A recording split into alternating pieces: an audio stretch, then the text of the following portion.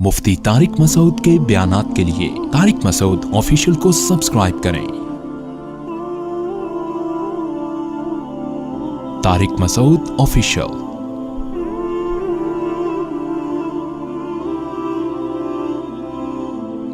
सूरह काफिरून में कभी एक शान नुज़ूल है रसूलुल्लाह सल्लल्लाहु अलैहि वसल्लम मक्का मुकर्रमा में। ये सारी सूरतें जो है ना 30वें पारे में, ज़्यादातर सूरतें इसमें मक्का में नाजिल हुई हैं इब्तिदाई इस्लाम में।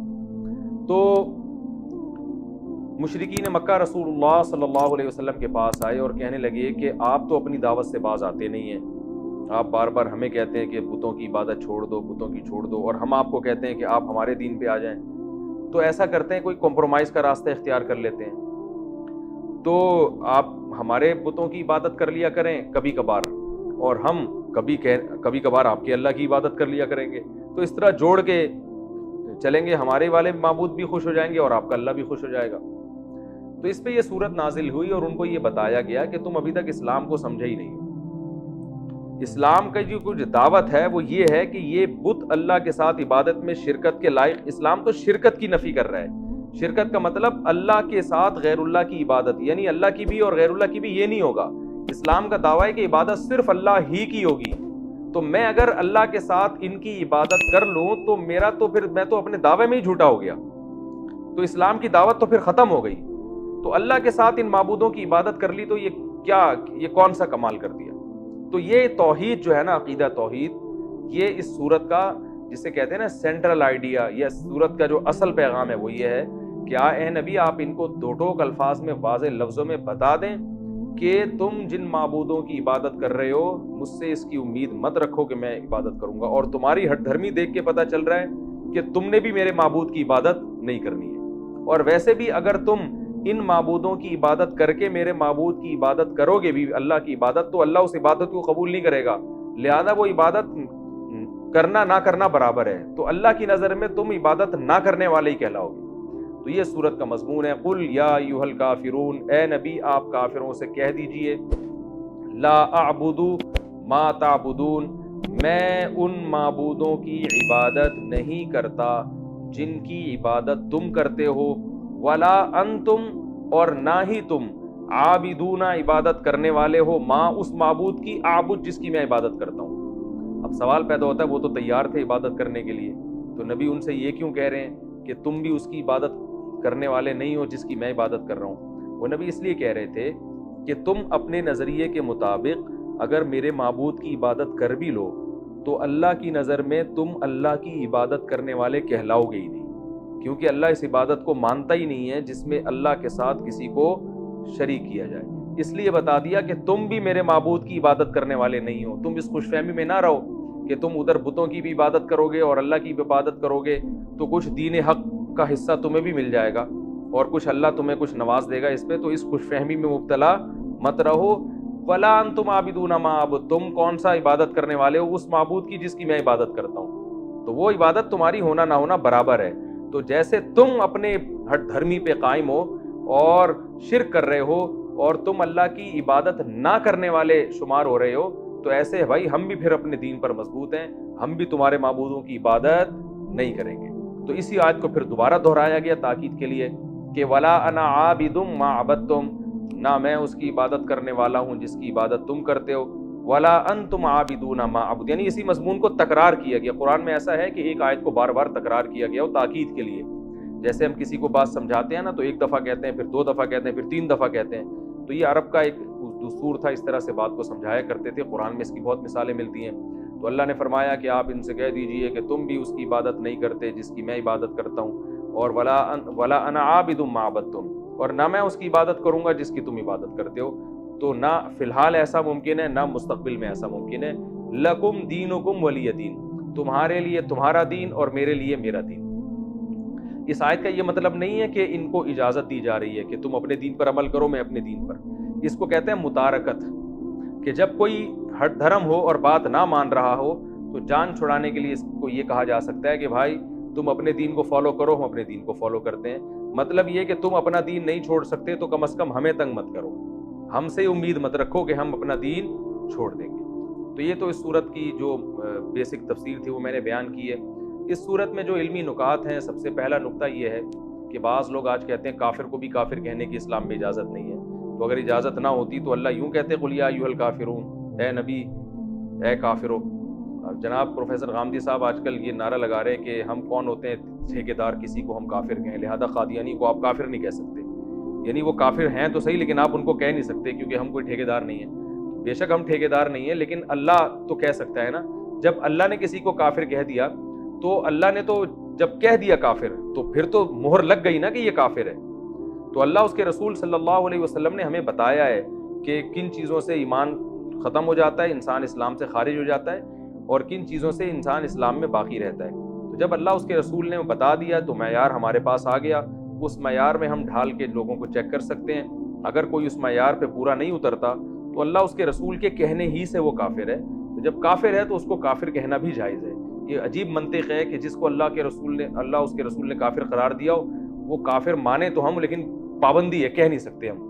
یہ ایسے ہی ہے جیسے ایک آدمی کو کہہ دیا کہ یہ بیمار ہے، ڈاکٹروں نے آپ کو بتا بھی دیا کہ ثبوت بھی دے دیے کہ بھئی اس کا وائرس پازیٹیو آیا ہے اور سب کچھ بتا دیا. آپ نے کہا ڈاکٹر کہہ رہے ہیں کہ یہ بیمار ہے لیکن گورنمنٹ نے ہمیں اس کو بیمار کہنے پر پابندی لگائی ہے.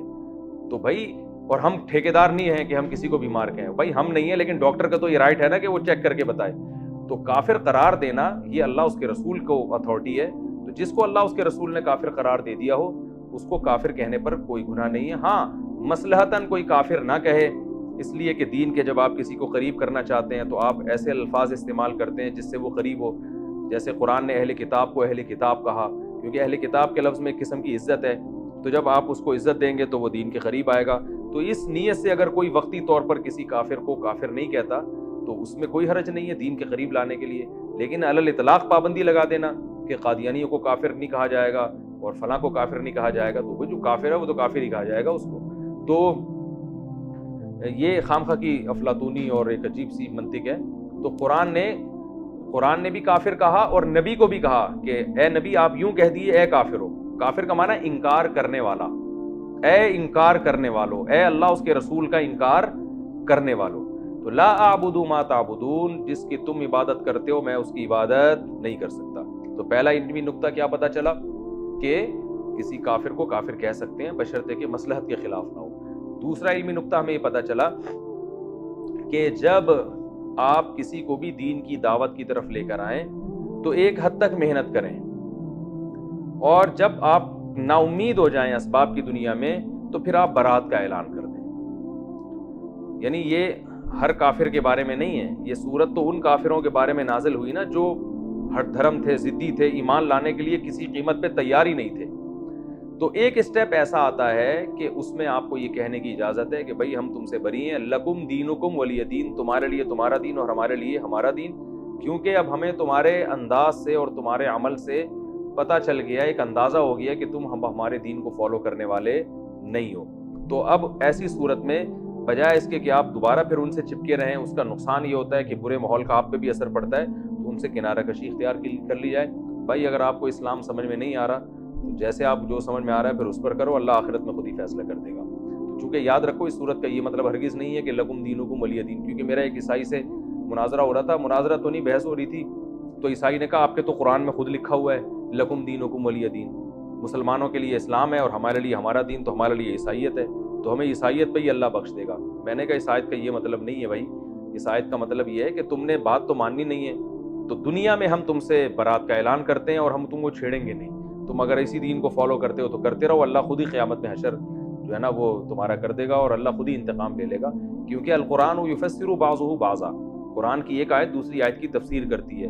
دوسرے مقام پہ اللہ نے فرمایا ان الدین عند اللہ الاسلام، دین اللہ کی نظر میں صرف اسلام ہے. اور ایک اور جگہ فرمایا وَمَن يَبْتَغِي غَيْرَ الْإِسْلَامِ دِينًا فَلَن يُقْبَلَ مِنْهُ، جو اسلام کے علاوہ کسی اور مذہب کو فالو کرے گا ہرگز قیامت کے دن قبول نہیں کیا جائے گا. وَهُوَ فِي الْآخِرَةِ مِنَ الْخَاسِرِينَ، اور وہ آخرت میں خسارے والوں میں سے ہوگا. تو اللہ جب ایک جگہ واضح لفظوں میں فرما رہے ہیں کہ اسلام کے علاوہ کوئی دین قابل قبول نہیں ہے تو اللہ کیسے پرمیشن دے سکتے ہیں لکم دینکم کہ تم جس دین کو فالو کرتے رہو؟ تو کوئی فالو کرنے کی اجازت نہیں ہے. صرف بتانا یہ مقصد ہے کہ تم اگر ہماری بات نہیں مانتے تو دنیا میں تم اسی دین کو فالو کرو، ہم زبردستی اپنا دین تم پر مسلط نہیں کریں گے. ہم زبردستی تم سے بحث مباحثہ کر کے تمہیں زبردستی لانے کی کوشش نہیں کریں گے، یہ مطلب ہے۔ اور اسی مفہوم کی آیت سورہ آل عمران میں لا اکراہ فی الدین، دین میں زبردستی نہیں ہے، قد تبین الرشد من الغی، زبردستی نہ ہونے کی اللہ نے وجہ بھی بیان کر دی کہ صحیح راستہ، رشد والا راستہ، وہ غی یعنی گمراہی والے راستے سے بالکل واضح ہے۔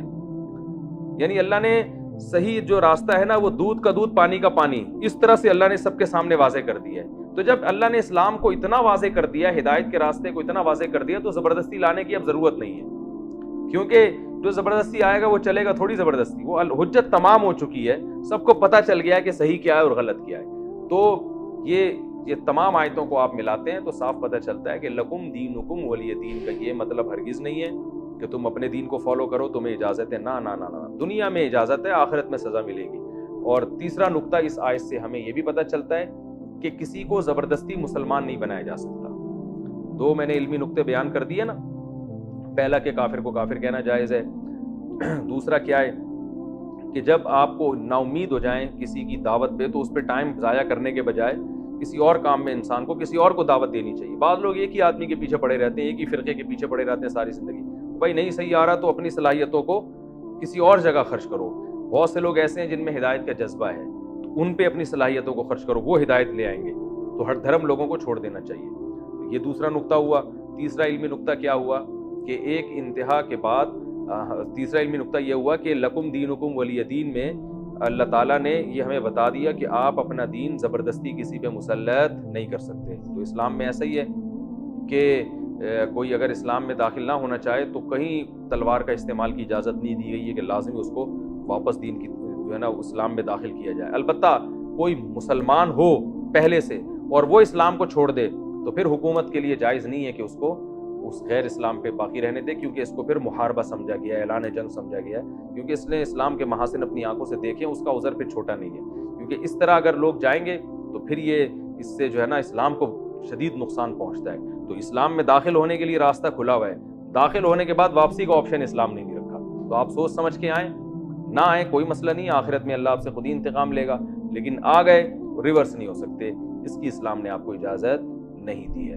تو یہ اس صورت کا مین خلاصہ تھا، برات کا اعلان۔ اللہ تعالی ہم سب کو سمجھنے کی، عمل کرنے کی توفیق عطا فرمائے۔ وما علینا الا البلاغ۔